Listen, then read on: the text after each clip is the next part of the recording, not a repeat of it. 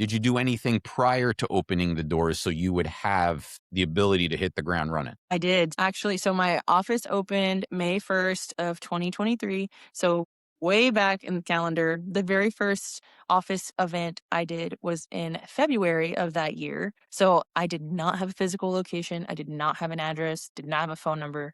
Literally, I had myself, an email, Instagram. That's it. And so what I did at that time was my very first event. It was February, Black History Month, and there was a Black Businesses Expo in my area. So I signed up for that, got a little table together, got some little brochures and some little things that, I'm very official, right? And people were like, "Oh, where are you located?" Da, da, da. I was like, "Oh, our office is under construction in Fayetteville," which is not untrue. It was under construction somewhere. Maybe it was mentally under construction. Well, It was construction is happening. more than just the brick and mortar construction. It's the Exactly. construction of the idea The and of the concept. Yeah, vision. exactly. Yeah, Exactly. I So get it. literally, and the business cards I was handing out at the very beginning, it had my name, I had an email, and it had my social media. That's it. Wow. And I did as many events as I could when I first started. So I was trying to do at least one networking event a month, but most of the time I was doing 2 to 3 networking events a month. So whether that's like the chamber, whether it's just like random Facebook stuff that you see, like, oh, there's a yoga in the park. I'm gonna go to this, take some business cards, wear my little Essence t-shirt that I mentioned earlier, and just kind of connect Right. with people. So that's kind of how I set it up. And then also back to that expo, that was the biggest event I had done ever at that time. And I ended up doing a new patient wait list. So people knew like how to get in contact with me when it was time. So I just used a Google form, totally free, doesn't cost anything. And basically I just used that to gather names and emails. That was all. And so whenever it was time for my business to be actually live with a location and booking and all of that stuff, I just emailed all of those people on that list and be like, "Hey, we're ready now." And that very first new patient wait list, the first day I did it at that expo, I believe I got like 75 or 80 people to like pre-register as patients that first day. So That's that really amazing. helped.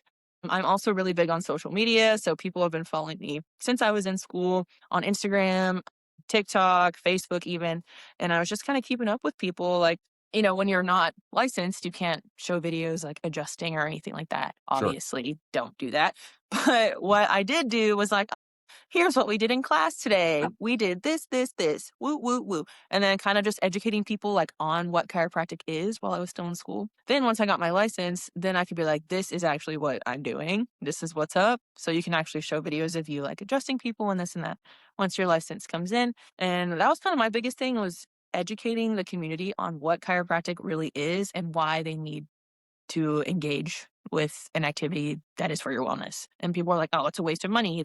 That's a scam. It's for, it's only for car accidents. It's only for this, only for that." When really chiropractic and being well is for everyone. So that was Great. my big thing. I was just educating people at the beginning. And then actually fast forward to my very first day of practice, May 1st, my very first patient, the very first day I was open was someone that I found me from Instagram. Wow, that's wonderful. Yeah. So social media works if you let it work for you. Now, what and obviously it works over time. You started this way back when, so that's good. So you Mhm. built a presence and you built relationships with the people around you through social media. Mhm. And that obviously, worked in your favor for the beginning of your practice. Yes. The Now, what biggest kind of word videos do really you post? Oh, the biggest word really that I was taught, so my best friend from college is like in marketing. That's what he does. So he was like, the biggest thing they need to do is create buzz and build anticipation. Make it something that people feel like they're missing out on. That's how we did it. Essentially, it was being like, if you want to be at the top of your game, whether that's being the best parent you could be, being the best athlete you could be, being the best insert activity person here, doesn't matter. Being the best at whatever you're doing, investing in your health and wellness will get you there faster and help you do it better and longer. So we Great. do a lot of different kinds of videos. Most of them are just like little reels of me like adjusting real patients, like testimonial type videos, or like we did a community event, for example. I'll have my interns just get a couple of clips or a couple of pictures of us like interacting with the public or a cute picture of a little kid like at our table or something, whatever. Usually things like that I've noticed do the best. I've noticed video content does really well just because of attention spans. You don't have to read Sure. anything. You can just watch it.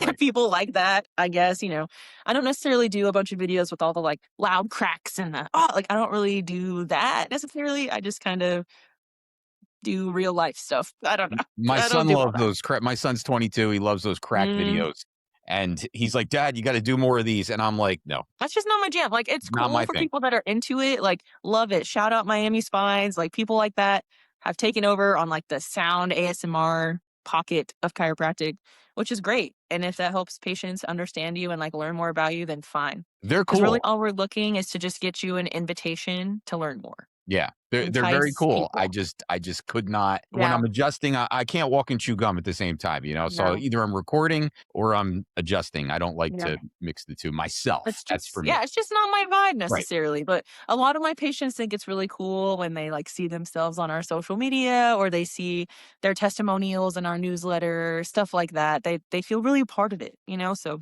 that's also a part of it too, is I think it's kind of a red flag when chiropractors or any health professional in general, they don't really have testimonials. Why is that? Why right. is that? Why don't you have a single person that would recommend you? I think that's a little weird. I mean, would you eat it at a restaurant that had no reviews? No, probably not. Right. Yeah, good So point. that's Very kind of good how we point. did it. And especially with something as like mystical and like taboo as chiropractic, I think, hey, someone that I know said this is a cool thing to do, or like they didn't, their head didn't roll off the table. They didn't like, end up with some crazy, mishap. They said it was good. They felt better. So it makes me feel more comfortable and confident to do it as well. Nice. Now you mentioned I write some stuff down, so that's what I'm writing jotting down just some ideas I think are pretty interesting. Building a buzz. So, Mhm. give me a brief plan to building a buzz through social media. Okay. For example, I can give you a real time example. It's about to be Valentine's Day this week. So our office is doing our annual Valens Spines party I on love it. Friday. So we're building buzz with that. We're going to have free treats, like sweet treats. So one of our patients owns a bakery. She's doing some cookies for us. We're going to have cocktails and mocktails, mostly mocktails because it's daytime. Another one of our patients, she owns that business. We're also going to have charcuterie. We're going to have all kinds of things to like just have a fun time. And then in also doing so, we're doing a pretty big social media campaign to advertise for this. So we have flyers, we have a couple of posters. I actually posted a new one today that was like, hey, anticipation, we're going to drop a secret announcement later this afternoon, which we did. And the afternoon announcement was that all the proceeds from Friday are actually going to be donated to a charity of our choice. So cool. That's great. So yeah, the charity we're working with is called AIR actually, and they help refugees and immigrants in Northwest Arkansas kind of get settled in the area. So Nice. Very we're nice. going to be we like to do a lot of like community things like that. And then a lot of times for people they're like, wow, this company's doing a good deed. Let me see what they're about otherwise. And that also anticipates, further growth of the practice and the business necessarily. Like not necessarily because we did something for free, but like they're like, oh, this company is like really doing stuff and they're doing what they say they're about and not just saying stuff. And that's really important to my company to really be about the things that we say and not just be like, we should all give back and be better. We're actually gonna do it. We're doing it right now. And you can say, "I'm doing it. I'm doing this specifically to give back and be better." Yep, This is really exactly. nice. Very Good stuff. And then social media, the magical like, share, forward this to a friend. That's how you spread word and spread buzz. yeah. So even if they can't make it this week, they'll be sure to be following us for the next event that we do. Do you advertise on Instagram, Facebook, anything like that? I don't necessarily pay for ads, no, I just use word of mouth and things like that.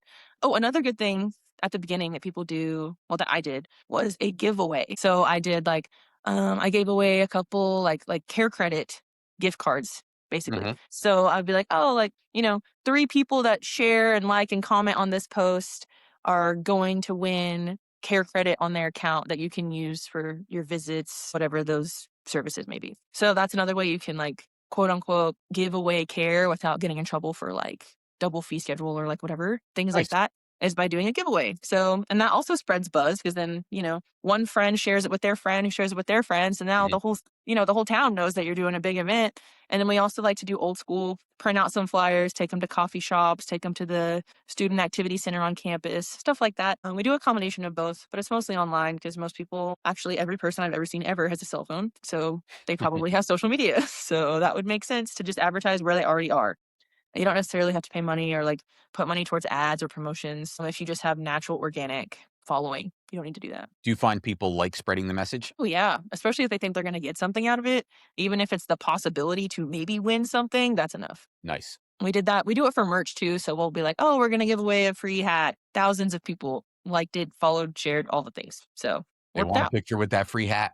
They want the hat so bad. That's cool. They want it so bad, And we're only giving away 1 hat, but, we've got a million people that are interested just because it's free.